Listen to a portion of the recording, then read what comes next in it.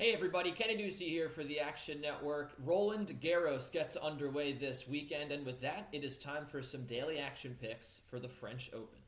Now, I want to get things started by giving you a broad overview of where the favorites stand here. Now, Novak Djokovic and Carlos Alcaraz are nearly co-favorites. Djokovic plus 210 at DraftKings, Alcaraz plus 225 at BetMGM, and then Rafael Nadal is behind him at plus 440. Now, with Novak Djokovic, he is a very deserving favorite at this point in the season. He is 12-4, and while he had that weird start to the season, he lost to Jiří Veselý, he lost to Alejandro Davidovich Fokina. People wondered where the form was for Novak Djokovic. He's played himself back into match shape. He went to the final in Belgrade where he ran out of steam in the final there against Andrei Rublev. In Madrid, he conditioned himself a little bit better, managed to lose a tough, tight third set tiebreaker in the semis to Carlos Alcaraz.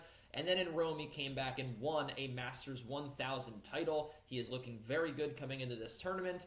He will have to compete with some pretty big bodies in this quarter one. He's going to have to go up against perhaps Rafael Nadal in the quarterfinal. If Nadal does reach that stage, there's also names like Jenson Brooksby, Grigor Dimitrov, Diego Schwartzman potentially awaiting him. This is going to be a heavyweight fight in this quarter, which we'll talk about in just a second. Carlos Alcaraz, the co-favorite here, he's in the second quarter, and he is basically the best player in the world right now. I think it's pretty easy to say that if you had to pick one player to win one set against anybody on tour right now, you would pick Carlos Alcaraz. Now, of course, he's yet to do this in best of five. He won 2 Masters 1000s already this year. He won Miami, he won Madrid, and he's not even 20 years old yet. Now, this kid plays pretty solid tennis off of both wings. He plays an aggressive game style. If you're familiar with Andrei Rublev, it's kind of the forehand, the attacking style is pretty similar, but it's even better, right? This guy just simply will not lose. He's an incredible competitor. He's got unbelievable court coverage and speed.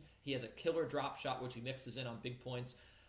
You could talk for 20 minutes about how great Carlos Alcaraz. You could talk for 20 years, frankly, and I think we will. But anyway, at any rate, in this tournament specifically, he's never won a Grand Slam. In Australia this year, he ran out of gas in a 5-setter against Matteo Berrettini. Last year, he had to pull out of the U.S. Open before he played Felix Auger-Aliassime because it's just too many matches on his body. He almost lost to Peter Gajavcik after going 5 with Stefanos Tsitsipas. So I do think there's a little bit of a conditioning concern here with Carlos Alcaraz. The ability is not in question. Frankly, not even in the draw. I mean, he's probably going to have to face Djokovic or Nadal in the semi, but really, he can beat every single player in this draw. The question here is whether or not he can get through these matches quickly, preserve his energy, and manage to last for 2 weeks in a Grand Slam. That will be worth watching. Now, finally, you may be wondering why Rafael Nadal is not a big favorite here at Roland Garros. It's because of his body. He's old. He's 35 years old. And while he started the year on a tear, he's only lost 3 matches. He's 23-3. Those 3 losses have come in his last 6 matches. He lost in the final of Indian Wells. It was revealed shortly after that he was dealing with a rib injury.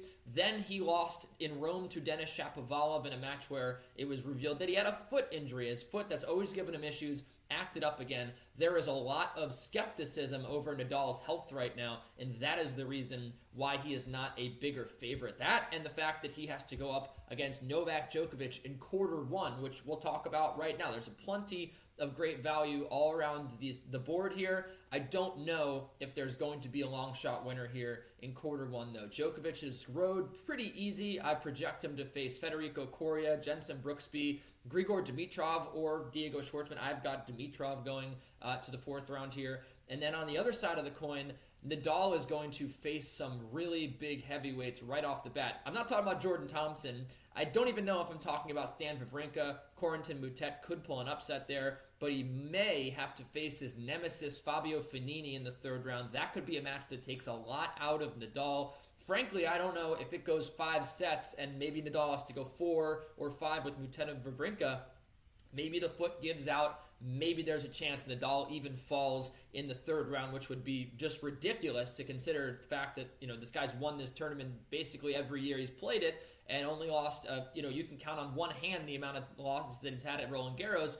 It would be shocking, but it could happen here based on the fact we just don't know how healthy Rafael Nadal is. If he does manage to get to the quarterfinal, I would make Novak Djokovic a steep favorite. Maybe not a steep favorite, but a healthy favorite, maybe minus 150 or so. So it makes perfect sense that Djokovic is minus 150 to come out of this quarter at DraftKings. I actually don't hate that bet at all, but you could probably wait until you get to the quarter. You're probably going to be Nadal Djokovic, and I feel like you'd get a very similar line. The second quarter, it's going to belong to Carlos Alcaraz. Now, the big question for me here is whether or not Alexander Zverev is going to finally produce he could produce a big result here at a Grand Slam, right? We talked about the fact that we're not sure if Carlos Alcaraz can go best of 5 for 2 weeks. If he does manage to face Carlos Alcaraz in the quarterfinal, that could be a very intriguing matchup. I'm a little concerned, though, with Alexander Zverev in the second round. He should be facing Sebastian Baez, a very exciting young clay court player from Argentina. He's got a lethal forehand, an incredible competitive spirit. This guy is going to be very good, and he could pull an upset over Alexander Zverev. I would watch out for that one. I also don't think Alejandro Davidovich-Fokina will go very far here. I think Talon Griekspoor could take him out in the first round. And definitely watch out for Karen Khachanov. Cam Norrie has not really been himself lately. Maybe Khachanov gets to the fourth round here, faces off with Carlos Alcaraz for a spot in the semifinal, or quarterfinal rather. I would also like to say Taylor Fritz, congratulations on a great draw. He should cakewalk to the fourth round, and if he does face Sasha Zverev there, that's a guy he's beaten before, albeit on a hard court. Maybe Taylor Fritz could luck out and get to the quarterfinal here at Roland Garros and then inevitably fall to Carlos Alcaraz. Quarter 3, Casper Ruud and Stefanos Tsitsipas are the headliners. I see no reason why Stefanos Tsitsipas would not win this quarter. Yes, Casper Ruud has beaten him on clay before, but Casper Ruud is not having the same type of clay court season as we've seen him have in years past. Tsitsipas comes into this one poised to go to the final. His road pretty easy. Luca Pouille, Dan Evans, Pedro Martinez, and then either Ruud or Francis Tiafoe or Hubert Hurkacz, all three of those guys, pretty easy pickings, I think, for the Greek on clay. Ruud would be obviously the toughest opponent, but I have no issues. I don't see any issues for Tsitsipas coming through this bracket. I would also like to highlight a potential Dan Evans, Michael Emer second-round match. They could get into several verbal altercations. I really want to watch that match. Very much looking forward to it. I hope it happens. Quarter 4. This is where it gets really interesting. Andrei Rublev and Daniil Medvedev are the headliners here. Now, Medvedev, we know, not a very good clay court player. Last year had some success at Roland Garros. It was likely due to the tennis balls. He said he really liked those tennis balls. They're on the Dunlop balls now. Medvedev on record saying that he hates Dunlop balls. I'm not so sure he makes it out of the second round here. Facundo Bagnis, a tough first-round draw. Very good clay court player. I do think Medvedev will get through him, but looming next, Laszlo Gera, a clay court specialist, a guy that is a very hard out on clay. He may take down Daniil Medvedev. On the other side of things, we have Andrei Rublev, and he lost to Jan-Lennard Struff in the first round here last year. Just not really putting together the type of results that we would have thought he would put together by now in his career. Still, obviously, one of the best players in the world, but I'd be a little interested to see if Tommy Paul can get through Christian Garin in the first round. Tommy Paul, maybe he takes out Andrei Rublev and just throws a whole wrench into this draw. Of course, there's also Jannik Sinner, who should definitely assert himself into the fourth round and into the quarterfinal here. I do think that the best bet that you can make on the futures market is Marin Cilic plus 1,600 to win this quarter. Yes, I know it sounds crazy. The guy's been to the quarterfinals here before Roland Garros, never to the semis. This would be a first, but I do think it could happen. He's been playing very good clay court tennis this year. He went on a tear at the end of last year. He's shown that he still has the ability to win tournaments. He won Stuttgart last year. He won St. Petersburg, or I think won the final there. Regardless, the road here for him, Fucsovics, a tough second-round opponent, but PCB, Pablo Carreño Busta, a guy that he owns a winning record against. If he has to go face Daniil Medvedev or Miomir Kecmanovic, a guy that he went 3 sets with just a few weeks ago, could have won that match easily on clay. And then we look at potentially a matchup with Jannik Sinner or Andrei Rublev, both guys that he has beaten before. Cilic can definitely get to the semis. I'm going to stop short of saying he beats Stefanos Tsitsipas, but that is a very good value to take.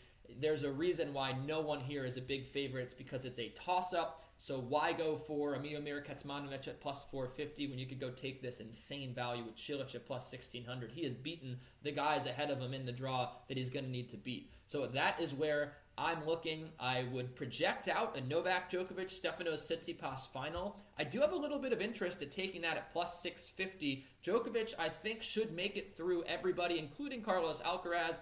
Tsitsipas should have a cakewalk to the final. I actually see a little bit of value as well on taking Tsitsipas to win. It, of course, depends on the number you can get, plus 500. Still a little bit of value there. I mean, there was plus 800 hanging at PointsBet for a little bit after the draw. He should be fresh enough when he gets to the final to at least take a lead and give you a great hedge opportunity. The guy coming out of the top half of this draw, whether it's Djokovic, Nadal, Alcaraz, anybody, they're going to be dead tired from a dogfight, weeks of dogfights, right? So I think that Tsitsipas does hold a little bit of value to win this just because there really aren't too many obstacles in his way of getting to the final. There's really two. There's Casper Ruud he's going to have to get through. Maybe he drops a set there. And then whoever comes out of the fourth quarter, whether it be Andre Rublev, Jannik Sinner, Tommy Paul, Marin Cilic, Pablo Carreño Busta, Miomir Kecmanovic, Tsitsipas should handle all of those guys with ease on his favorite surface. That's one of the best clay quarters in the world.